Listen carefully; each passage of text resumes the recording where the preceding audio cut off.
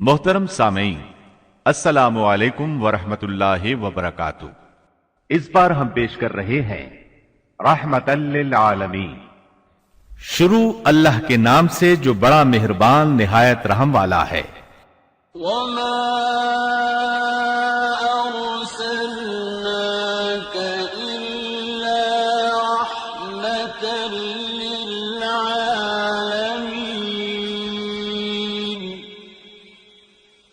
نبی کریم صلی اللہ علیہ وسلم بنی نوع انسان کے لیے اللہ کے آخری نبی ہیں، اور آپ پر نازل ہونے والی کتاب قرآن مجید اللہ تعالی کی آخری کتاب ہے، لہذا نبی کریم صلی اللہ علیہ وسلم کی پاکیزہ زندگی امت مسلمہ کے لیے تا قیامت واجب الاتباع، رشد و ہدایت کا ابدی سرچشمہ اور ذریعہ نجات ہے۔ یقیناً رسول اللہ کی زندگی تمہارے لیے بہترین نمونہ ہے، لہذا رحمت للعالمین کی سیرت مطہرہ کا مطالعہ ہر مسلمان کی زندگی کا لازمی حصہ قرار پایا۔ سیرت نبوی کو مکمل طور پر بیان کرنا اس وقت تک ممکن نہیں جب تک اسلام سے پہلے اور بعد کے حالات کا تقابل نہ کیا جائے۔ اس لیے ہم اصل مضمون سے پہلے اسلام سے پہلے عرب کی کیفیت بیان کریں گے، عرب اقوام اور ان کی معاشرت کا نقشہ کھینچیں گے، پھر وہ حالات بیان کریں گے جن میں رسول اللہ صلی اللہ علیہ وسلم کی بعثت ہوئی۔ لفظ عرب کے لغوی معنی صحرا اور بیاب و گیاہ زمین کے ہیں۔ عہد قدیم سے یہ لفظ جزیرہ نمائے عرب اور اس میں بسنے والی قوموں پر بولا گیا ہے۔ عرب کے مغرب میں بحر احمر اور جزیرہ نمائے سینا ہے۔ مشرق میں خلیج عرب اور جنوبی عراق کا ایک بڑا حصہ ہے۔ جنوب میں بحر عرب ہے جو در حقیقت بحر ہند کا پھیلاؤ ہے۔ شمال میں ملک شام اور کسی قدر شمالی عراق ہے۔ ان میں سے بعض سرحدوں کے بارے میں اختلاف بھی ہے۔ کل رقبے کا اندازہ 10 لاکھ سے 13 لاکھ مربع میل تک کیا گیا ہے۔ نسلی اعتبار سے مورخین نے عرب اقوام کی 3 قسمیں قرار دی ہیں۔ نمبر 1، عرب بائدہ، یعنی وہ قدیم عرب قبائل اور قومیں جو بالکل ناپید ہو گئیں اور ان کے متعلق ضروری معلومات بھی دستیاب نہیں، مثلا عاد، سمود، تسم، جدیس، عمالقہ وغیرہ۔ نمبر 2، عرب عاربہ، یعنی وہ عرب قبائل جو یعرب بن یشجب بن قحطان کی نسل سے ہیں، انہیں قحطانی عرب کہا جاتا ہے۔ نمبر 3، عرب مستعربہ، یعنی وہ قبائل جو سیدنا اسماعیل علیہ السلام کی نسل سے ہیں، انہیں عدنانی عرب کہا جاتا ہے۔ عرب عاربہ یعنی قحطانی عرب کا اصل گہوارہ ملک یمن تھا۔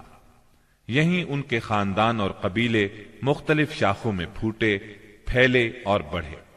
ان میں سے 2 قبیلوں نے بہت شہرت حاصل کی، ایک ہمیر جس کی مشہور شاخیں زید الجمہور، قزاع اور سکاسک ہیں، دوسرا کہلان جس کی مشہور شاخیں ہمدان، انمار، مزہج، تے، کندہ، لخم، جزام، ازد، اوس، خزرج اور اولاد جفنا ہیں، جنہوں نے آگے چل کر ملک شام میں بادشاہت قائم کی اور آل غسان کے نام سے مشہور ہوئے۔ عرب مستعربہ کے جد اعلیٰ سیدنا ابراہیم علیہ السلام اصلاً عراق کے ایک شہر اور کے باشندے تھے۔ یہ شہر دریائے فرات کے مغربی ساحل پر کوفے کے قریب واقع تھا۔ اس کی کھدائی کے دوران میں جو کتبے برآمد ہوئے ان سے اس شہر کے متعلق بہت سی تفصیلات منظر عام پر آئی ہیں، اور سیدنا ابراہیم علیہ السلام کے خاندان کی بعض تفصیلات معلوم ہوئی ہیں۔ نیز ملک کے دینی اور اجتماعی حالات بھی سامنے آئے ہیں۔ سیدنا ابراہیم علیہ السلام یہاں سے ہجرت کر کے شہر حران تشریف لے گئے تھے، اور پھر وہاں سے فلسطین جا کر اس کو اپنی دعوتی سرگرمیوں کا مرکز بنا لیا، اور دعوت و تبلیغ کے لیے یہیں سے اندرون و بیرون ملک آتے جاتے رہتے تھے۔ ایک بار آپ مصر تشریف لے گئے۔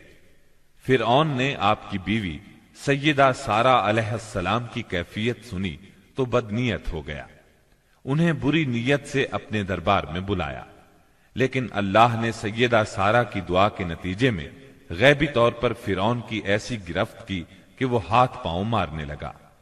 اس کی نیت بد اس کے منہ پر مار دی گئی، اور وہ اس حادثے کی نوعیت سے سمجھ گیا کہ سیدہ سارہ اللہ کی نہایت خاص اور مقرب بندی ہیں۔ وہ ان کے اس وصف سے اس قدر متاثر ہوا کہ اپنی بیٹی ہاجرہ کو ان کی خدمت میں دے دیا۔ پھر سیدہ سارہ نے سیدہ ہاجرہ کو ابراہیم علیہ السلام کی زوجیت میں دے دیا۔ ابراہیم علیہ السلام ان دونوں کو لے کر فلسطین واپس تشریف لائے۔ پھر اللہ نے سیدہ ہاجرہ کے بطن سے ابراہیم علیہ السلام کو ایک فرزند ارجمند اسماعیل علیہ السلام عطا فرمایا۔ سیدہ سارہ بے اولاد تھیں، اس لیے انہیں بہت غیرت آئی، اور انہوں نے سیدنا ابراہیم علیہ السلام کو مجبور کیا کہ سیدہ ہاجرہ کو ان کے نوزائیدہ بچے سمیت جلا وطن کر دیں۔ حالات نے ایسا رخ اختیار کیا کہ انہیں سیدہ سارہ کی بات ماننا پڑی، اور وہ سیدہ ہاجرہ اور اسماعیل علیہ السلام کو لے کر حجاز تشریف لے گئے۔ وہاں انہیں ایک بے آب و گیاہ وادی میں اتار دیا۔ اسی جگہ آج بیت اللہ ہے، اس وقت نہیں تھا، صرف ٹیلوں کی طرح ابھری ہوئی زمین تھی۔ سیلاب آتا تو دائیں بائیں سے کترا کر نکل جاتا تھا۔ وہیں مسجد حرام کے بالائی حصے میں زمزم کے پاس ایک بہت بڑا درخت تھا۔ آپ نے ان دونوں کو اسی درخت کے پاس چھوڑا تھا۔ اس وقت مکے میں پانی تھا نہ انسان، اس لیے سیدنا ابراہیم علیہ السلام نے ایک توشہ دان میں کھجوریں اور ایک مشکیزے میں پانی رکھ دیا۔ اس کے بعد فلسطین واپس چلے گئے۔ ادھر چند ہی دن میں کھجوریں اور پانی ختم ہو گیا۔ سخت مشکل پیش آئی، مگر اس مشکل وقت میں اللہ کے فضل سے زمزم کا چشمہ پھوٹ پڑا اور ان کے لیے خوراک کا سامان بن گیا۔ اسماعیل علیہ السلام جب جوان ہوئے تو جرہم قبیلے سے عربی سیکھ لی۔ یہ قبیلہ وہاں پانی دیکھ کر آباد ہو گیا تھا۔ اس قبیلے کے لوگ انہیں پسند کرنے لگے تو ان لوگوں نے اپنے خاندان کی ایک خاتون سے ان کی شادی کر دی۔ اسی دوران میں سیدہ ہاجرہ کا انتقال ہو گیا۔ ادھر سیدنا ابراہیم علیہ السلام کو خیال آیا کہ اپنا ترکہ دیکھنا چاہیے، چنانچہ وہ مکہ معظمہ تشریف لے گئے، لیکن سیدنا اسماعیل علیہ السلام سے ملاقات نہ ہوئی۔ بہو سے حالات دریافت کیے، اس نے تنگ دستی کی شکایت کی۔ آپ نے وصیت کی کہ اسماعیل آئیں تو کہنا اپنے دروازے کی چوکھٹ بدل دیں۔ سیدنا اسماعیل علیہ السلام اس وصیت کا مطلب سمجھ گئے۔ انہوں نے بیوی کو طلاق دے دی اور ایک دوسری عورت سے شادی کر لی جو جرہم کے سردار مزاز بن عمرو کی صاحبزادی تھی۔ ان کی دوسری شادی کے بعد ایک بار پھر سیدنا ابراہیم علیہ السلام مکے تشریف لے گئے، مگر اس مرتبہ بھی سیدنا اسماعیل علیہ السلام سے ملاقات نہ ہو سکی۔ بہو سے حال پوچھا تو اس نے اللہ کی حمد و ثنا بیان کی۔ آپ نے وصیت کی کہ اسماعیل اپنے دروازے کی چوکھٹ برقرار رکھیں، اور فلسطین واپس ہو گئے۔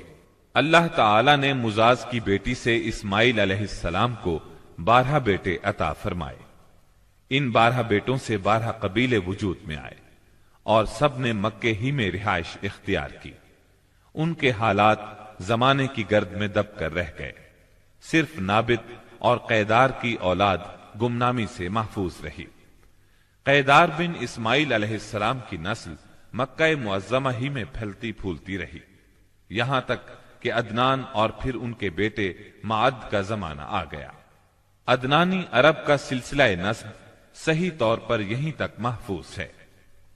عدنان نبی صلی اللہ علیہ وسلم کے سلسلہ نسب میں 21ویں پشت میں آتے ہیں۔ بہرحال معد کے بیٹے نزار سے کئی خاندان وجود میں آئے۔ دراصل نزار کے 4 بیٹے تھے اور ہر بیٹا ایک بڑے قبیلے کی بنیاد ثابت ہوا۔ چاروں کے نام یہ ہیں: ایاد، انمار، ربیہ اور مزر۔ ان میں سے آخری دو قبیلوں کی شاخیں اور شاخوں کی شاخیں بہت زیادہ ہوئیں۔ چنانچہ ربیہ سے اسد بن ربیہ، انزا، عبد القیس، وائل، بکر، تغلب اور بنو حنیفہ وغیرہ وجود میں آئے۔ مضر کی اولاد دو بڑے قبیلوں میں تقسیم ہوئی۔ نمبر 1 قیس اعلان بن مضر، نمبر 2 الیاس بن مضر۔ قیس اعلان سے بنو سلیم، بنو حوازن، بنو غطفان، غطفان سے ابس، زبیان، اشجع اور غنی بن عاصر کے قبائل وجود میں آئے۔ الیاس بن مضر سے تمیم بن مرہ، حزیل بن مدرکہ، بنو اسد بن خزیمہ اور کنانہ بن خزیمہ کے قبائل وجود میں آئے۔ پھر کنانہ سے قریش کا قبیلہ وجود میں آیا۔ یہ قبیلہ فہر بن مالک بن نضر بن کنانہ کی اولاد ہے۔ پھر قریش بھی مختلف شاخوں میں تقسیم ہوئے۔ مشہور قریشی شاخوں کے نام یہ ہیں: جمح، سہم، عدی، مخزوم، تیم، زہرہ اور قصی بن کلاب کے خاندان یعنی عبد الدار، اسد بن عبد العزا اور عبد مناف، یہ تینوں قصی کے بیٹے تھے۔ ان میں سے عبد مناف کے 4 بیٹے ہوئے جن سے 4 ذیلی قبیلے وجود میں آئے، یعنی عبد الشمس، نوفل، مطلب اور ہاشم۔ انہی ہاشم کی نسل سے اللہ نے ہمارے نبی کریم صلی اللہ علیہ وسلم کا انتخاب فرمایا۔ ابن عباس رضی اللہ عنہ کا بیان ہے کہ رسول اللہ صلی اللہ علیہ وسلم نے فرمایا، اللہ تعالیٰ نے مخلوق پیدا فرمائی تو مجھے سب سے اچھے گروہ کے اندر رکھا، پھر قبائل کو چنا تو مجھے سب سے اچھے قبیلے کے اندر بنایا، پھر گھرانوں کو چنا تو مجھے سب سے اچھے گھرانے میں بنایا، لہذا میں اپنی ذات کے اعتبار سے بھی سب سے اچھا ہوں اور اپنے گھرانے کے اعتبار سے بھی سب سے بہتر ہوں۔ جس وقت جزیرۃ العرب پر اسلام کا سورج طلوع ہوا، وہاں 2 قسم کے حکمران تھے۔ ایک تاجپوش بادشاہ جو حقیقت میں مکمل طور پر آزاد اور خود مختار نہیں تھے، اور دوسرے قبائلی سردار جنہیں اختیارات کے لحاظ سے وہی حیثیت حاصل تھی جو تاجپوش بادشاہوں کی تھی، لیکن ان کی اکثریت کو ایک مزید امتیاز یہ حاصل تھا کہ وہ مکمل طور پر آزاد اور خود مختار تھے۔ اس وقت تاجپوش حکمران یہ تھے: شاہان یمن، شاہان آل غسان یعنی شام، اور شاہان ہیرا یعنی عراق۔ باقی عرب حکمران تاجپوش نہ تھے۔ عرب عاربہ میں سے قدیم ترین قوم سبا تھی۔ اور یعنی عراق سے جو کتبات برآمد ہوئے ان میں 2500 سال قبل مسیح کی اس قوم کا ذکر ملتا ہے، لیکن اس کے عروج کا زمانہ 11 صدی قبل مسیح سے شروع ہوتا ہے۔ اس کی تاریخ کے اہم ادوار یہ ہیں: 650 قبل مسیح سے پہلے کا دور۔ اس دور میں سبا کے بادشاہوں کا لقب مکرب سبا تھا۔ ان کا پایہ تخت سرواہ تھا، جس کے کھنڈرات آج بھی معارب کے مغرب میں 1 دن کے فاصلے پر پائے جاتے ہیں۔ یہ کھنڈرات خریبہ کے نام سے مشہور ہیں۔ اسی دور میں معارب کے مشہور بند کی بنیاد رکھی گئی، جسے یمن کی تاریخ میں بہت اہمیت حاصل ہے۔ 650 قبل مسیح سے 115 قبل مسیح تک کا دور۔ اس دور میں سبا کے بادشاہوں نے مکرب کا لفظ چھوڑ کر ملک یعنی بادشاہ کا لقب اختیار کر لیا اور سرواہ کی بجائے معارب کو اپنا دارالسلطنت بنایا۔ اس شہر کے کھنڈرات آج بھی صنعاء سے 60 میل مشرق میں پائے جاتے ہیں۔ 115 قبل مسیح سے 300 عیسوی تک کا دور۔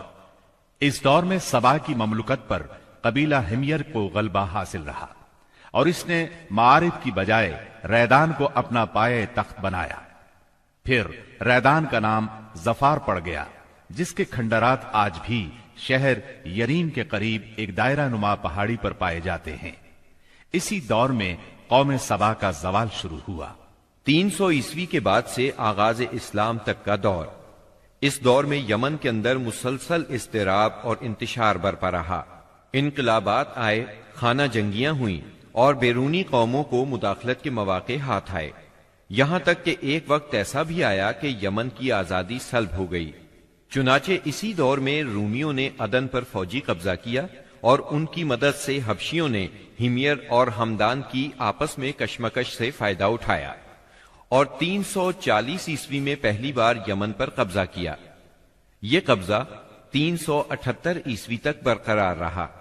اس کے بعد یمن کی آزادی تو بحال ہو گئی، مگر معارب کے مشہور بند میں رکھنے پڑنا شروع ہو گئے، یہاں تک کہ 450 عیسوی یا 451 عیسوی میں بند ٹوٹ گیا اور وہ عظیم سیلاب آیا جس کا ذکر قرآن مجید کی سورہ سبا میں سیل ارم کے نام سے کیا گیا ہے۔ پھر 523 عیسوی میں ایک اور سنگین حادثہ پیش آیا، وہ یہ کہ یمن کے یہودی بادشاہ زون واس نے نجران کے عیسائیوں پر ایک ہیبت ناک حملہ کیا، انہیں عیسائی مذہب چھوڑنے پر مجبور کرنے کی کوشش کی۔ جب وہ اس پر آمادہ نہ ہوئے تو زون واس نے خندقیں کھدوا کر انہیں بھڑکتی ہوئی آگ میں جھونک دیا۔ قرآن مجید کی سورہ بروج میں اسی لرزہ خیز واقعے کی طرف اشارہ موجود ہے۔ اس واقعے کا نتیجہ یہ ہوا کہ عیسائیت انتقام لینے پر تل گئی۔ وہ پہلے ہی رومی بادشاہوں کی قیادت میں بلا وجہ عرب کی فتوحات کے لیے تیاری کر چکے تھے، اپنے علاقوں کو وسیع کرنا چاہتے تھے۔ انہوں نے حبشیوں کو یمن پر حملے کی ترغیب دی، انہیں باہری بیڑا مہیا کیا۔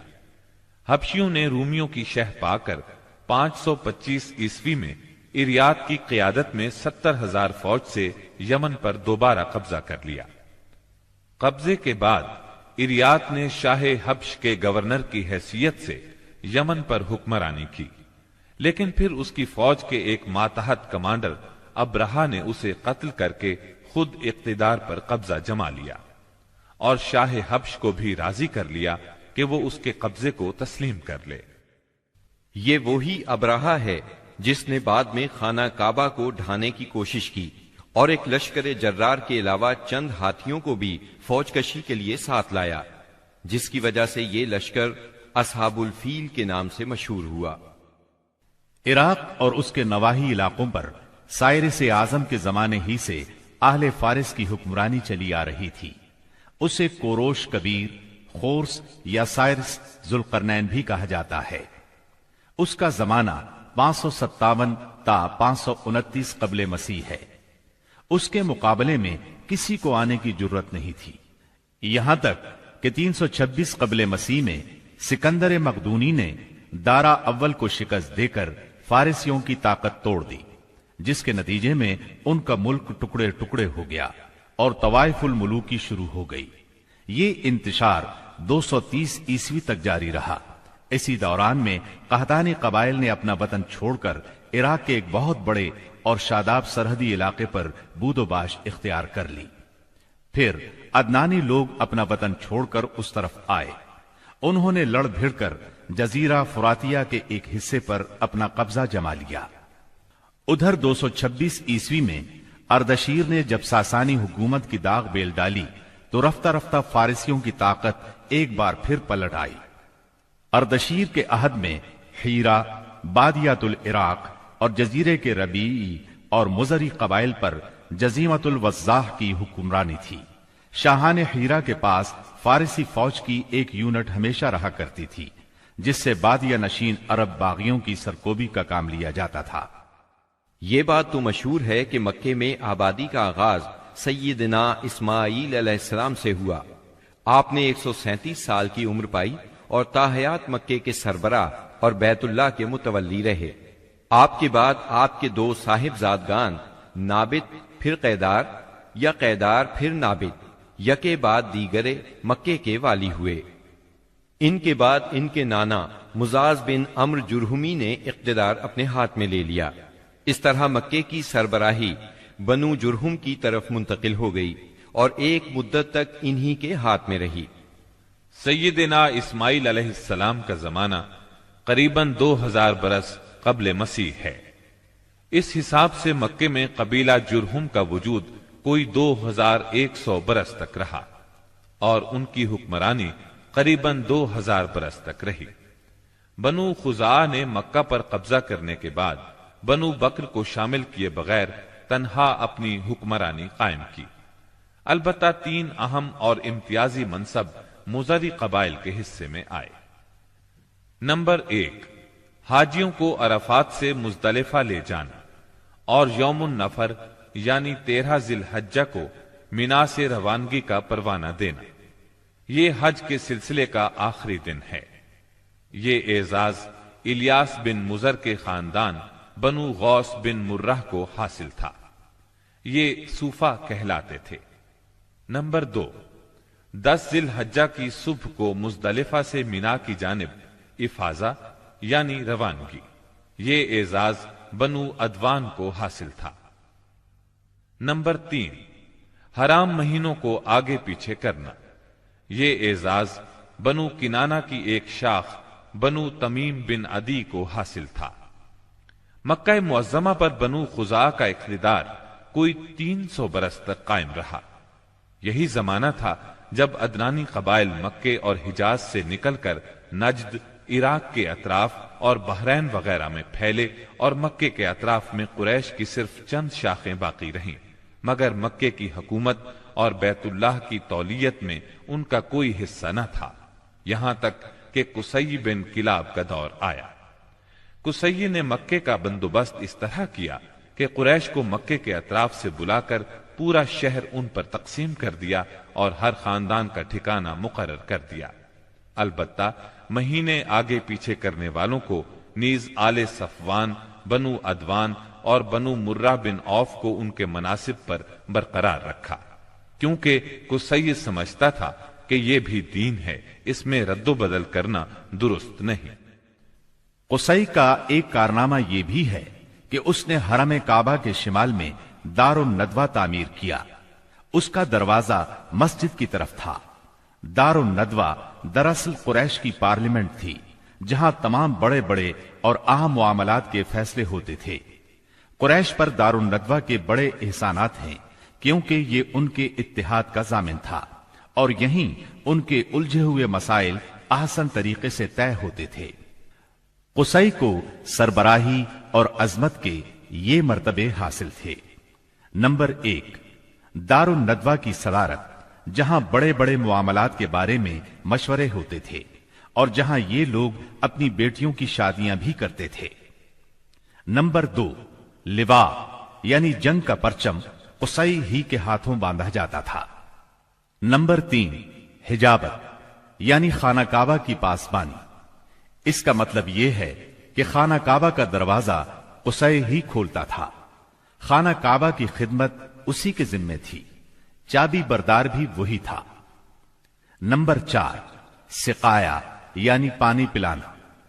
اس کی صورت کچھ یوں تھی کہ حوض میں حاجیوں کے لیے پانی بھر دیا جاتا تھا، اس میں کچھ کھجور اور کشمش ڈال کر اسے شیریں بنایا جاتا تھا۔ حجاج جب مکے آتے تو اسے پیتے تھے۔ نمبر 5، رفادہ یعنی حاجیوں کی میزبانی۔ حاجیوں کے لیے بطور ضیافت کھانا تیار کیا جاتا تھا۔ اس مقصد کے لیے قصی نے قریش پر ایک خاص رقم مقرر کر رکھی تھی۔ یہ رقم حج کے موسم میں قصی کے پاس جمع ہو جاتی تھی۔ وہ اس رقم سے حاجیوں کے لیے کھانا تیار کراتا تھا۔ جو لوگ تنگ دست ہوتے یا جن کے پاس توشہ نہ ہوتا وہ یہی کھانا کھاتے تھے۔ ان کے علاوہ کچھ اور عہدے بھی تھے جنہیں قریش نے آپس میں تقسیم کر رکھا تھا۔ ان کی تفصیل یہ ہے۔ نمبر 1، ایثار یعنی فال گیری، قسمت کا حال دریافت کرنے کے لیے بتوں کے پاس جو تیر رکھے رہتے تھے ان کی تولیت۔ یہ منصب بنو جمح کو حاصل تھا۔ نمبر 2، مالیات کا نظم یعنی بتوں کا تقرب حاصل کرنے کے لیے جو نذرانے اور قربانیاں پیش کی جاتی تھیں ان کا انتظام کرنا، جھگڑوں اور مقدمات کا فیصلہ کرنا۔ یہ کام بنو سہم کو سونپا گیا۔ نمبر 3، شورا، یہ اعزاز بنو اسد کو حاصل تھا۔ نمبر 4، اشناق یعنی دیت اور جرمانوں کا نظم۔ اس منصب پر بنو تیم فائز تھے۔ نمبر 5، عقاب یعنی قومی پرچم اٹھانا، یہ بنو امیہ کا کام تھا۔ نمبر 6، قبہ یعنی فوجی کیمپ کا انتظام اور شاہ سواروں کی قیادت، یہ کام بنو مخزوم کے حصے میں آیا تھا۔ نمبر 7، سفارت، یہ منصب بنو عدی کا تھا۔ ہم قحطانی اور عدنانی قبائل کے وطن چھوڑنے کا ذکر کر چکے ہیں۔ ان قبائل میں سرداری نظام رائج تھا، قبیلے خود اپنا سردار مقرر کرتے تھے۔ قبائلی سرداروں کا درجہ اپنی قوم میں بادشاہوں جیسا تھا۔ قبیلہ صلح اور جنگ میں بہرحال اپنے سردار کے فیصلے کا پابند ہوتا تھا۔ سردار کو وہی اقتدار اور اختیارات حاصل تھے جو کسی بادشاہ کو ہوا کرتے ہیں۔ حتیٰ کہ بعض سرداروں کا یہ حال تھا کہ اگر کبھی وہ بگڑ جاتے تھے تو ہزاروں تلواریں بے نیام ہو جاتی تھیں، اور وہ یہ بھی نہیں پوچھتے تھے کہ سردار کے غصے کا سبب کیا ہے۔ اب رہا سیاسی حالات کا مسئلہ۔ جزیرت العرب کے 3 سرحدی علاقے تھے، یہ تینوں غیر ممالک کے پڑوس میں تھے۔ ان کی سیاسی حالت سخت پریشان کن تھی۔ وہاں انتشار کی کیفیت تھی، صورتحال زوال پذیر تھی۔ انسان مالک تھا یا غلام، حاکم تھا یا محکوم، بس انہی 2 طبقوں میں بٹا ہوا تھا۔ تمام تر فوائد سربراہوں کو، خاص طور پر غیر ملکی سربراہوں کو حاصل تھے، اور سارا بوجھ غلاموں کے سر تھا۔ وہ طرح طرح کے ظلم و ستم برداشت کرتے تھے، زبان نہیں کھول سکتے تھے کیونکہ حکمرانی جبری تھی۔ انسانی حقوق نام کی کسی چیز کا دور دور تک وجود نہیں تھا۔ عرب کے عام باشندے اسماعیل علیہ السلام کی دعوت و تبلیغ کے نتیجے میں دین ابراہیم کے پیروکار تھے، اس لیے صرف اللہ کی عبادت کرتے تھے اور توحید پر کاربند تھے۔ لیکن وقت گزرنے کے ساتھ ساتھ انہوں نے اللہ کے احکامات کو بھلا دیا، پھر بھی ان کے اندر توحید اور دین ابراہیمی کے کچھ آثار باقی رہے، کچھ شعائر پر وہ عمل پیرا رہے، یہاں تک کہ بنو خزاعہ کا سردار عمرو بن لحی منظر عام پر آیا۔ اس کی نشو و نما نیکی، صدقہ و خیرات اور دینی باتوں سے گہری دلچسپی پر ہوئی تھی، اس لیے لوگوں نے اسے محبت کی نظر سے دیکھا، اسے بڑا عالم اور اللہ کا ولی سمجھ کر اس کی پیروی کی۔ پھر اس شخص نے ملک شام کا سفر کیا، اس نے دیکھا وہاں بتوں کی پوجا ہو رہی تھی۔ اس نے سمجھا یہ طریقہ بھی اچھا ہے اور برحق ہے، کیونکہ ملک شام پیغمبروں کی سرزمین تھی، آسمانی کتابیں وہاں نازل ہوئی تھیں۔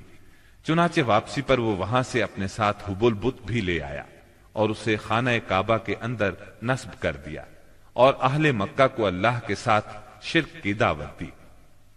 اہل مکہ نے اس پر لبیک کہا۔ اس کے بعد بہت جلد حجاز کے باشندے بھی شامل ہو گئے، وہ بھی ان کے نقش قدم پر چل پڑے۔ اس طرح عرب میں بت پرستی کا آغاز ہوا۔ حبل کے علاوہ عرب کے قدیم ترین بتوں میں سے ایک منات تھا۔ یہ بحر احمر کے ساحل پر قدید کے قریب مشلل میں نصب تھا۔ اس کے بعد طائف میں لات نامی بت وجود میں آیا، پھر وادی نخلا میں عزا کا بت نصب کیا گیا۔ یہ تینوں عرب کے سب سے بڑے بت تھے۔ اس کے بعد حجاز کے ہر خطے میں شرک کی کثرت اور بتوں کی بھرمار ہو گئی۔ کہا جاتا ہے کہ ایک جن عمرو بن لحی کے تابع تھا، اس نے بتایا کہ قوم نوح کے بت یعنی ود، سوا، یغوس، یعوق اور نصر جدہ میں دفن ہیں۔ اس اطلاع پر عمرو بن لحی جدہ گیا اور ان بتوں کو کھود نکالا، پھر ان کو تہامہ لایا، اور جب حج کا زمانہ آیا تو انہیں مختلف قبائل کے حوالے کیا۔ یہ قبائل ان بتوں کو اپنے اپنے علاقوں میں لے گئے۔ اس طرح ہر قبیلے میں پھر ہر گھر میں ایک ایک بت ہو گیا۔ اسی پر بس نہیں کی گئی، اس کے بعد مشرکین نے مسجد حرام کو بھی بتوں سے بھر دیا۔ چنانچہ جب مکہ فتح ہوا تو بیت اللہ اور اس کے گردا گرد 360 بت تھے، جن کو خود رسول اللہ صلی اللہ علیہ وسلم نے اپنے دست مبارک سے توڑا۔ آپ ہر ایک بت کو چھڑی سے ٹھوکر مارتے اور وہ گر جاتا۔ پھر آپ نے حکم دیا ان تمام بتوں کو مسجد حرام سے باہر نکال دو۔ چنانچہ ان سارے بتوں کو مسجد حرام سے باہر نکال کر جلا دیا گیا۔ غرض شرک اور بت پرستی اہل جاہلیت کے دین کا سب سے بڑا مظہر بن چکی تھی، اور ان لوگوں کو یہ گھمنڈ بھی تھا کہ وہ سیدنا ابراہیم علیہ السلام کے دین پر ہیں۔ پھر اہل جاہلیت کے یہاں بت پرستی کے کچھ خاص طریقے بھی رائج تھے جو زیادہ تر عمرو بن لوہی کے گھڑے ہوئے تھے۔ یہ جاہل لوگ سمجھتے تھے کہ عمرو بن لوہی کے طریقے دین ابراہیمی میں تبدیلی نہیں بلکہ بدعت حسنہ ہیں۔ ان میں بت پرستی کی کیا کیا رسمیں رائج تھیں، اس کی تفصیل بھی سن لیں۔ نمبر 1، اس دور کے جاہل مشرک بتوں کے پاس مجاور بن کر بیٹھتے تھے، ان کی پناہ ڈھونڈتے تھے، انہیں زور زور سے پکارتے تھے، حاجت روائی اور مشکل کشائی کے لیے ان کو پکارتے تھے اور سمجھتے تھے کہ وہ اللہ سے سفارش کر کے ہماری مراد پوری کرا دیں گے۔ نمبر 2، وہ بتوں کا حج اور طواف کرتے تھے، ان کے سامنے عجز و نیاز سے پیش آتے تھے اور انہیں سجدہ کرتے تھے۔ نمبر 3، بتوں کے لیے نذرانے اور قربانیاں پیش کرتے اور قربانی کے ان جانوروں کو کبھی بتوں کے آستانوں پر لے جا کر ذبح کرتے تھے اور کبھی کسی اور جگہ ذبح کر لیتے تھے، مگر بتوں کے نام پر ذبح کرتے تھے۔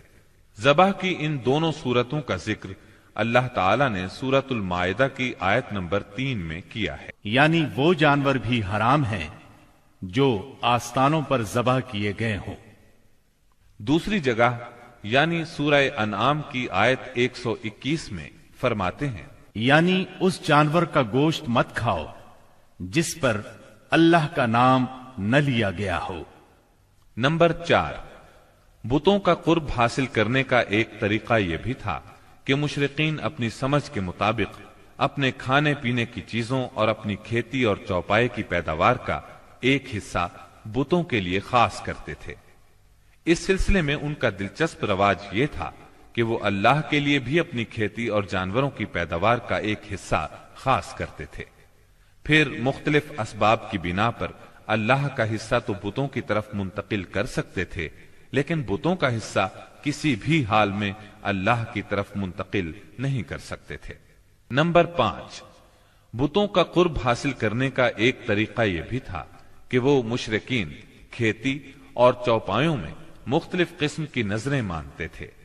اللہ تعالی سورہ انعام کی آیت 138 میں فرماتے ہیں، ان مشرکین نے اپنے خیال پر یہ بھی کیا کہ یہ چوپائے اور کھیتیاں ممنوع ہیں، انہیں وہی کھا سکتا ہے جسے ہم چاہیں۔ یہ تھے ان کے عقائد۔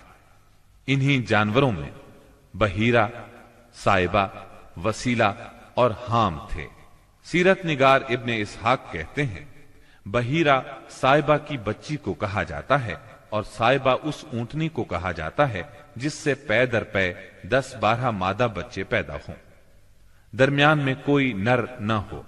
ایسی اونٹنی کو آزاد چھوڑ دیا جاتا تھا، اس پر سواری نہیں کی جاتی تھی، اس کے بال بھی نہیں کاٹے جاتے تھے، اور مہمان کے سوا اس کا دودھ کوئی نہیں پی سکتا تھا۔ اس کے بعد یہ اونٹنی جو مادہ بچہ جنتی، اس کا کان چیر دیا جاتا اور اسے بھی اس کی ماں کے ساتھ آزاد چھوڑ دیا جاتا، اس پر سواری بھی نہ کی جاتی، اس کے بال نہ کاٹے جاتے، اور مہمان کے سوا کوئی اس کا دودھ نہ پیتا۔ اسی کو بحیرہ کہتے ہیں اور صائبہ اس کی ماں ہے۔ وسیلہ اس بکری کو کہا جاتا تھا جو 5 مرتبہ پے در پے 2 مادہ بچے جنتی تھی، یعنی 5 بار میں 10 مادہ بچے پیدا ہوتے، درمیان میں کوئی نر نہ پیدا ہوتا۔ اس بکری کو اس لیے وسیلہ کہا جاتا تھا کہ وہ سارے مادہ بچوں کو ایک دوسرے سے جوڑ دیتی تھی۔ اس کے بعد اس بکری سے جو بچے پیدا ہوتے انہیں صرف مرد کھا سکتے تھے، عورتیں نہیں کھا سکتی تھیں۔ البتہ اگر کوئی بچہ مردہ پیدا ہوتا تو اس کو مرد عورت سبھی کھا سکتے تھے۔ حام اس نر اونٹ کو کہتے تھے جس کی جفتی سے پے در پے 10 مادہ بچے پیدا ہوتے، درمیان میں نر نہ پیدا ہوتا۔ ایسے اونٹ کی پیٹھ محفوظ کر دی جاتی تھی، نہ اس پر سواری کی جاتی، نہ بال کاٹے جاتے، بلکہ اسے اونٹوں کے ریوڑ میں جفتی کے لیے آزاد چھوڑ دیا جاتا، اس کے سوا اس سے کوئی اور فائدہ نہ اٹھایا جاتا۔ عرب اپنے بتوں کے ساتھ یہ سب کچھ اس عقیدے سے کرتے تھے کہ یہ بت انہیں اللہ کے قریب کر دیں گے اور اللہ کے حضور ان کی سفارش کر دیں گے۔ چنانچہ مشرکین جو کہتے تھے، قرآن کریم میں اللہ تعالیٰ نے سورہ زمر کی آیت نمبر 3 میں اس طرح تذکرہ کیا ہے، دیکھو خالص عبادت اللہ ہی کے لیے زیبا ہے، اور جن لوگوں نے اس کے سوا اور دوست بنائے ہیں وہ کہتے ہیں کہ ہم ان کو اس لیے پوجتے ہیں کہ وہ ہم کو اللہ کا مقرب بنا دیں۔ ہم ان کی عبادت صرف اس لیے کر رہے ہیں کہ وہ ہمیں اللہ کے قریب کر دیں۔ اسی طرح قرآن کریم کی سورہ یونس آیت 18 میں یہ الفاظ آئے ہیں، اور یہ لوگ اللہ کے سوا ایسی چیزوں کی پرستش کرتے ہیں جو نہ ان کا کچھ بگاڑ ہی سکتی ہیں اور نہ کچھ بھلا ہی کر سکتی ہیں، اور کہتے ہیں کہ یہ اللہ کے پاس ہماری سفارش کرنے والے ہیں۔ مشرکین عرب کاہنوں، عرافوں اور نجومیوں کی خبروں پر بھی ایمان رکھتے تھے۔ کاہن اسے کہتے ہیں جو آنے والے واقعات کی پیش گوئی کرے اور جو چھپے ہوئے رازوں کے جاننے کا دعویٰ کرے۔ نجومی اسے کہتے ہیں جو ستاروں پر غور کر کے ان کی رفتار اور اوقات کا حساب لگا کر پتہ لگاتا ہے کہ دنیا میں آئندہ کیا حالات و واقعات پیش آئیں گے۔ ان نجومیوں کی خبروں کو ماننا دراصل ستاروں پر ایمان لانا ہے۔ مشرکین میں بدشگونی کا بھی رواج تھا، اسے عربی میں طیارہ کہتے ہیں۔ اس کی صورت یہ تھی کہ مشرکین کسی چڑیا یا ہرن کے پاس جا کر اسے بھگاتے تھے۔ اگر وہ دائیں طرف بھاگتا تو اسے اچھا شگون خیال کرتے، کامیابی کی علامت خیال کرتے اور اپنا کام کر گزرتے۔ اگر وہ بائیں طرف بھاگتا تو اسے نحوست کی علامت سمجھ کر اپنے کام سے باز رہتے۔ اسی طرح اگر کوئی چڑیا یا جانور راستہ کاٹ دیتا تو اس کو منحوس خیال کرتے۔ اسی سے ملتی جلتی ایک حرکت یہ تھی کہ مشرکین خرگوش کے ٹخنے کی ہڈی لٹکاتے تھے، اور بعض دنوں، بعض مہینوں، جانوروں، گھروں اور عورتوں کو منحوس سمجھتے تھے۔ آج کے دور میں بھی ایسی باتیں سننے میں آتی ہیں، کالی بلی راستہ کاٹ گئی، اللہ خیر کرے، وغیرہ۔ قریش کی ایک بدعت یہ تھی کہ وہ کہتے تھے ہم سیدنا ابراہیم علیہ السلام کی اولاد ہیں، حرم کے پاسبان، بیت اللہ کے والی اور مکے کے باشندے ہیں، کوئی شخص ہمارا ہم مرتبہ نہیں اور نہ کسی کے حقوق ہمارے حقوق کے مساوی ہیں۔ اسی لیے یہ لوگ اپنا نام ہمس یعنی بہادر رکھتے تھے، لہذا ہمارے شایان شان نہیں کہ ہم حدود حرم سے باہر جائیں۔ چنانچہ حج کے دوران میں یہ لوگ عرفات نہیں جاتے تھے اور نہ وہاں سے افاضہ کرتے تھے، بلکہ مزدلفہ ہی میں ٹھہر کر وہیں سے افاضہ کر لیتے تھے۔ اللہ تعالی نے اس بدعت کی اصلاح کرتے ہوئے سورہ بقرہ کی آیت 199 میں فرمایا، یعنی تم لوگ بھی وہیں سے افاضہ کرو جہاں سے سارے لوگ افاضہ کرتے ہیں۔ ان کی ایک بدعت یہ بھی تھی کہ انہوں نے بیرون حرم کے باشندوں کو حکم دے رکھا تھا کہ وہ حرم میں آنے کے بعد پہلا طواف ہمس سے حاصل کیے ہوئے کپڑوں ہی میں کریں۔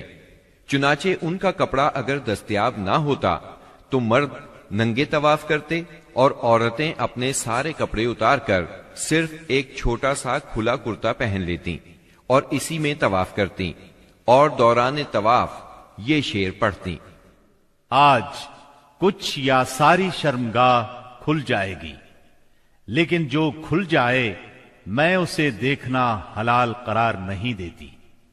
اللہ تعالی نے ان خرافات کے خاتمے کے لیے سورہ آراف کی آیت نمبر 31 میں فرمایا، اے بنی آدم، ہر نماز کے وقت اپنے آپ کو مزین کیا کرو، یعنی اے آدم کے بیٹو، ہر مسجد کے پاس اپنی زینت اختیار کرو۔ یہی دین یعنی شرک و بت پرستی اور توہمات و خرافات پر مبنی عقیدے والا دین عام اہل عرب کا دین تھا۔ اس کے علاوہ جزیرۃ العرب کے مختلف اطراف میں یہودیت، مسیحیت، مجوسیت اور سابعیت نے بھی قدم جما لیے تھے۔ جزیرۃ العرب میں یہود کا دور اس وقت سے شروع ہوتا ہے جب فلسطین میں بابل اور آشور کی حکومت کی فتوحات کی وجہ سے یہودیوں کو اپنا وطن چھوڑنا پڑا۔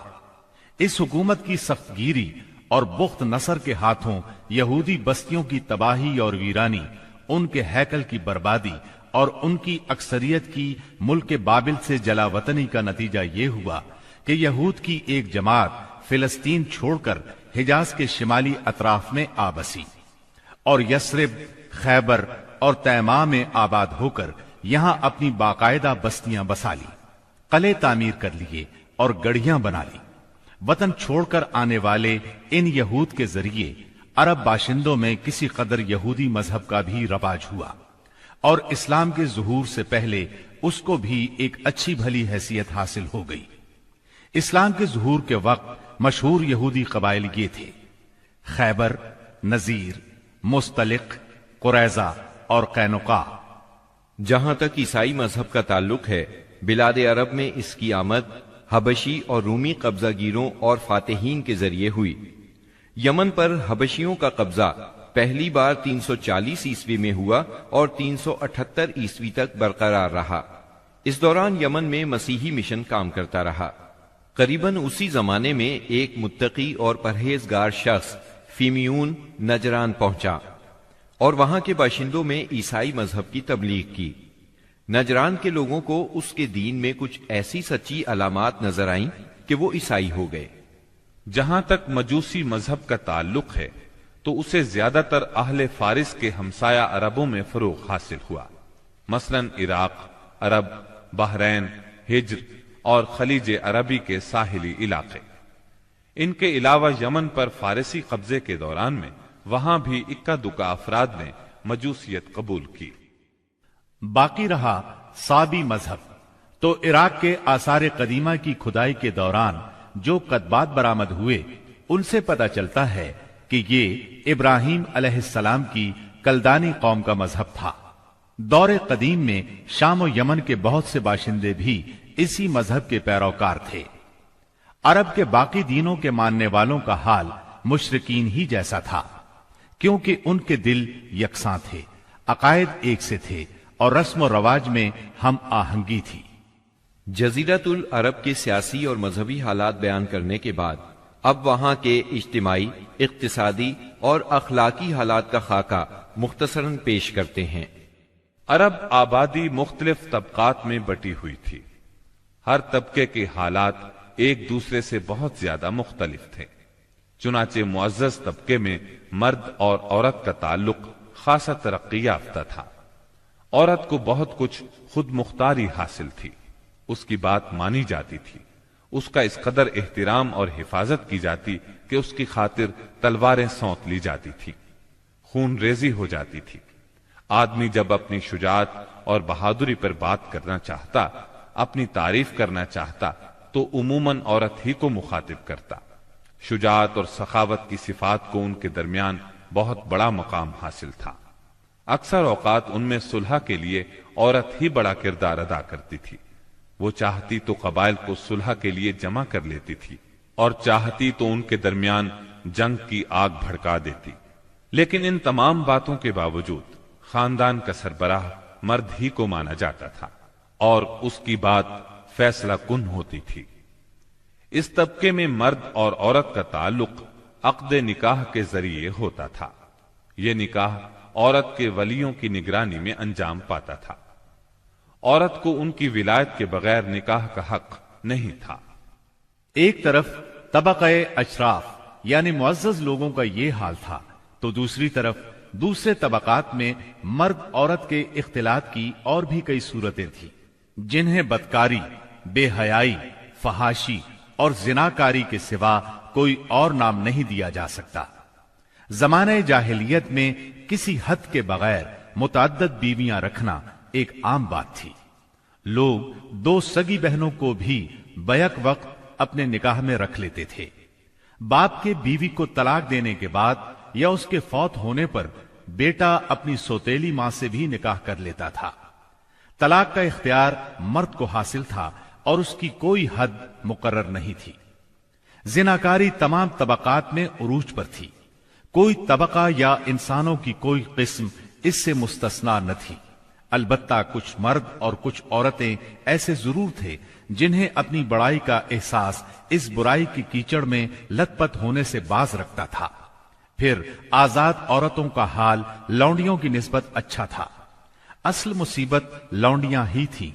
ایسا لگتا ہے جیسے ان جاہلوں کی اکثریت اس برائی کی طرف منسوب ہونے میں کوئی آر بھی محسوس نہیں کرتی تھی۔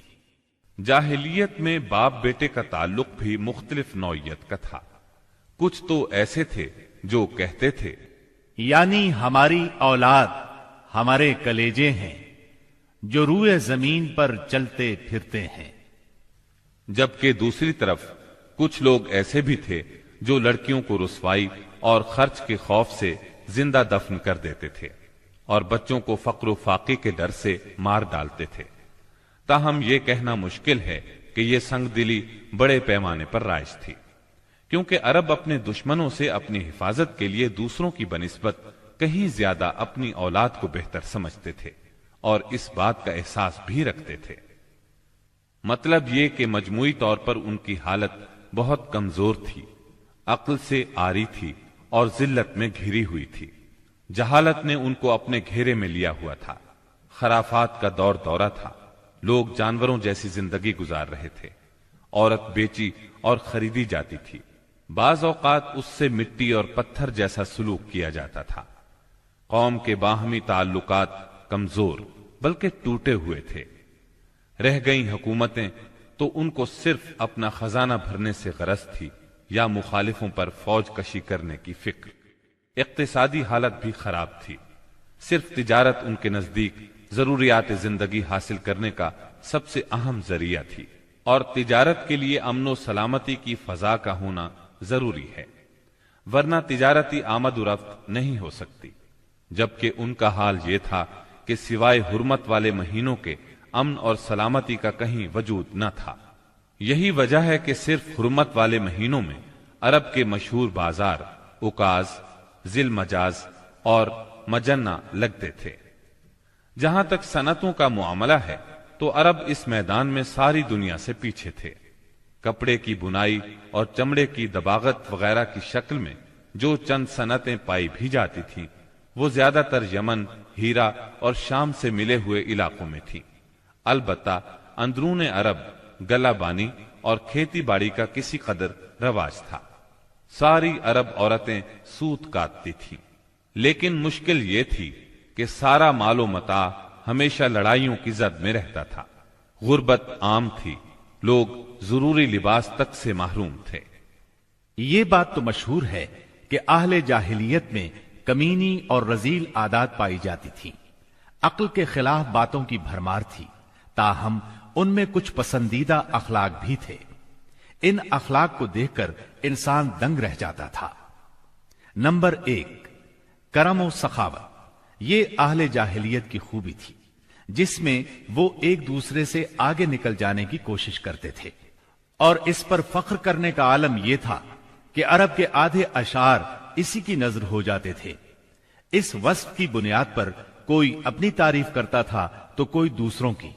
حالت یہ تھی کہ سخت سردی اور بھوک کی حالت میں بھی کوئی مہمان آ جاتا اور میزبان کے پاس اپنی سواری والی اونٹنی کے سوا کچھ نہ ہوتا، اور کنبے کی ضرورت پوری کرنے کا ذریعہ بھی صرف وہی سواری ہوتی تو اپنے مہمان کے لیے ذبح کر دیتا۔ یہ ان کے کرم ہی کا نتیجہ تھا کہ بڑی بڑی دیت اور مالی ذمہ داریاں اٹھا لیتے تھے، اور اس طرح انسانوں کو بربادی اور خون ریزی سے بچا کر دوسرے رئیسوں اور سرداروں کے مقابل فخر کرتے تھے۔ وہ جوا کھیلتے تھے۔ ان کا خیال تھا یہ بھی سخاوت کی ایک راہ ہے، کیونکہ انہیں جو نفع حاصل ہوتا یا نفع حاصل کرنے والوں کے حصے سے جو کچھ زائد بچ رہتا اس کو وہ مسکینوں کو دے دیتے تھے۔ اسی لیے قرآن پاک نے شراب اور جوئے کے نفع کا سرے سے انکار نہیں کیا، بلکہ سورہ بقرہ کی آیت 219 میں فرمایا، یعنی ان دونوں کا گناہ ان کے نفع سے بڑھ کر ہے۔ نمبر 2، ایفائے عہد یعنی وعدے کا پورا کرنا۔ دور جاہلیت کے اخلاق فاضلہ میں سے ہے۔ عہد کو ان کے نزدیک دین کی حیثیت حاصل تھی، جس سے وہ ہر حال میں چمٹے رہتے تھے۔ اور اس راستے میں اپنی اولاد کا خون اور اپنے گھر بار کی تباہی بھی ہیج سمجھتے تھے۔ نمبر 3، خودداری اور عزت نفس۔ اس پر قائم رہنا اور ظلم و جبر برداشت نہ کرنا بھی جاہلیت کے معروف اخلاق میں سے تھا۔ اس کا نتیجہ یہ تھا کہ ان کی شجاعت اور غیرت حد سے بڑھی ہوئی تھی۔ وہ فوراً بھڑک اٹھتے تھے اور چھوٹی سے چھوٹی توہین آمیز بات پر تلوار اور نیزہ اٹھا لیتے تھے، اور نہایت خون ریز جنگ چھڑ جاتی اور انہیں اس راہ میں اپنی جان کی قطعاً پرواہ نہ رہتی تھی۔ نمبر 4، عزائم کی تکمیل۔ اہل جاہلیت میں ایک خاص بات یہ بھی تھی کہ جب وہ کسی کام کو فخر اور ناز کا ذریعہ سمجھ کر انجام دینے پر تل جاتے تو پھر کوئی رکاوٹ انہیں روک نہیں سکتی تھی۔ وہ اپنی جان پر کھیل کر اس کام کو انجام دے ڈالتے تھے۔ نمبر 5، حلم، بردباری اور سنجیدگی۔ یہ خوبی بھی ان کے نزدیک قابل تعریف تھی، لیکن چونکہ ان میں شجاعت حد سے بڑھ کر تھی، ہر وقت جنگ و جدل پر آمادہ رہتے تھے، اس لیے یہ عادت بہت کم پائی جاتی تھی۔ نمبر 6، بدوی سادگی، یعنی رہن سہن کی الجھنوں اور داؤ پیچ سے ناواقف تھے۔ اس کا نتیجہ یہ تھا کہ ان میں سچائی اور امانت پائی جاتی تھی۔ دھوکہ دہی، بد عہدی سے دور تھے اور نفرت کرتے تھے۔ ہم سمجھتے ہیں کہ جزیرت العرب کو ساری دنیا سے جو جغرافیائی نسبت حاصل تھی، اس کے علاوہ یہی وہ قیمتی اخلاق تھے جن کی وجہ سے اہل عرب کو بنی نوع انسان کی قیادت اور رسالت عامہ کا بوجھ اٹھانے کے لیے منتخب کیا گیا تھا، کیونکہ یہ اخلاق اگرچہ بعض اوقات شر اور فساد کا سبب بن جاتے تھے اور ان کی وجہ سے المناک حادثات بھی پیش آ جاتے تھے، لیکن اپنی نوعیت کے بڑے قیمتی اخلاق تھے۔ یہ تھوڑی سی اصلاح کے بعد انسانی معاشرے کے لیے نہایت مفید بن سکتے تھے، اور یہی کام اسلام نے انجام دیا۔ غالباً ان کے اخلاق میں بھی ایفائے عہد کے بعد عزت نفس اور عزم کی پختگی سب سے زیادہ قیمتی اور نفع بخش جوہر تھا، کیونکہ اس زبردست قوت اور پختہ ارادے کے بغیر شر و فساد کا خاتمہ اور نظام عدل کا قیام ممکن نہیں۔ اہل جاہلیت کے کچھ اور بھی اچھے اخلاق تھے، لیکن ان سب کو بیان کیا جائے تو بات بہت طویل ہو جائے گی، لہذا انہی پر اکتفا کرتے ہوئے ہم آگے چلتے ہیں۔ ہمارے رسول مقبول محمد صلی اللہ علیہ وسلم کی ولادت باسعادت موسم بہار میں پیر کے دن صبح صادق کے بعد اور طلوع آفتاب سے پہلے سن عام الفیل 20 یا 22 اپریل 571 عیسوی کو مکہ مکرمہ میں ہوئی۔ پیر کا دن آپ کی مبارک زندگی میں بڑی اہمیت کا حامل ہے۔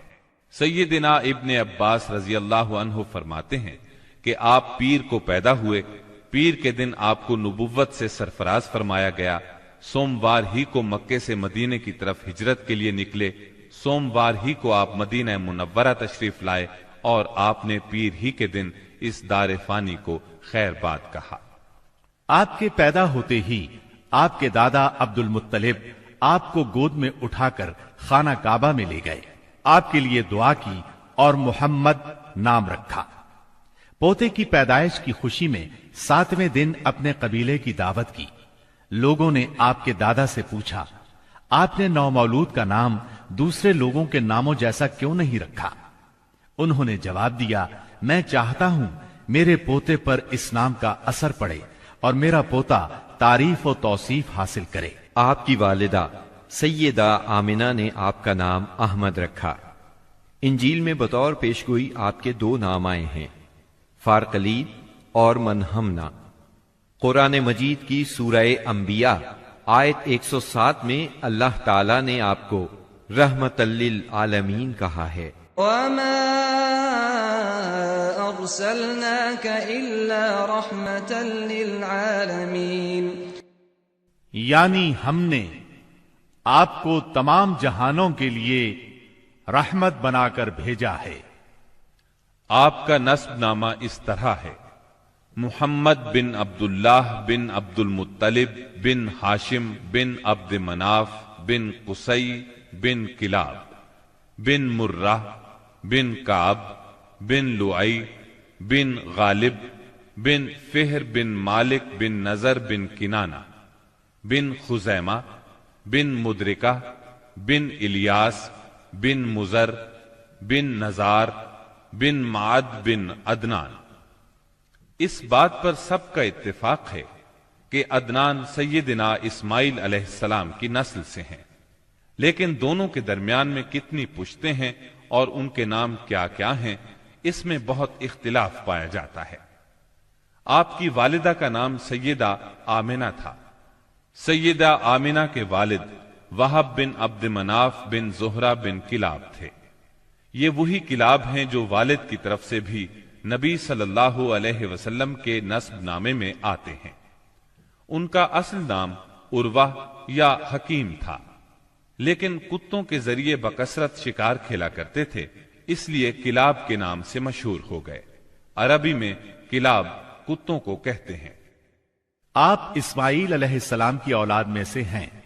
اسماعیل علیہ السلام کی خاطر جب اللہ تعالیٰ نے زمزم کا کنواں جاری کیا تو قبائل جرہم اور ایاد کے خانہ بدوش عرب سیدہ ہاجرہ کی اجازت سے وہاں آ کر رہائش پذیر ہوئے۔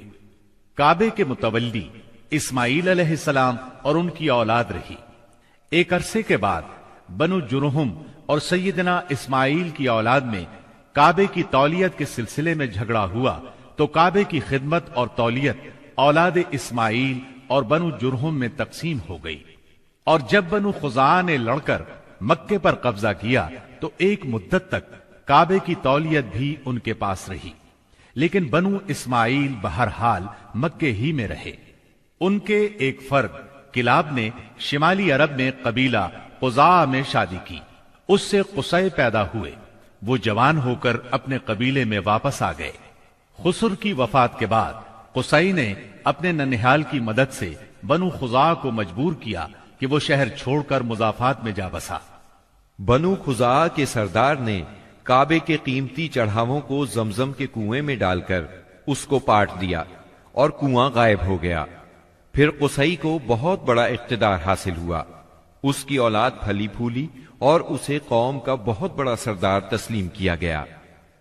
قصی نے مکے میں ایک شہری مملکت کا آغاز کیا، وہاں دار الندوہ یعنی پارلیمنٹ اور ٹیکس کے نئے محکمے قائم کیے، لیکن وفات کے وقت حکومت اپنے بچوں میں تقسیم کر دی۔ کسی کو کعبے کی رکھوالی سونپی، کسی کو چابی دی، کسی کو فوج کی قیادت تو کسی کو ٹیکس کا حساب کتاب سونپا۔ بعد کی نسلوں میں انتظامات کی مزید تقسیم در تقسیم ہوئی۔ آغاز اسلام کے وقت وہاں 10 سرداروں کی ایک مجلس کار فرما نظر آتی تھی۔ قصی کے 4 بیٹے تھے، ان میں عبد مناف بڑے نامور اور صاحب عزت ہوئے۔ عبد مناف کے بھی 4 بیٹے تھے، ان میں ہاشم شہرت میں سبقت لے گئے۔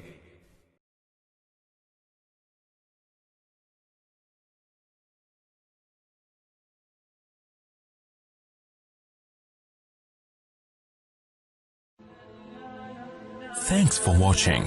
Don't forget to like, comment, share and subscribe to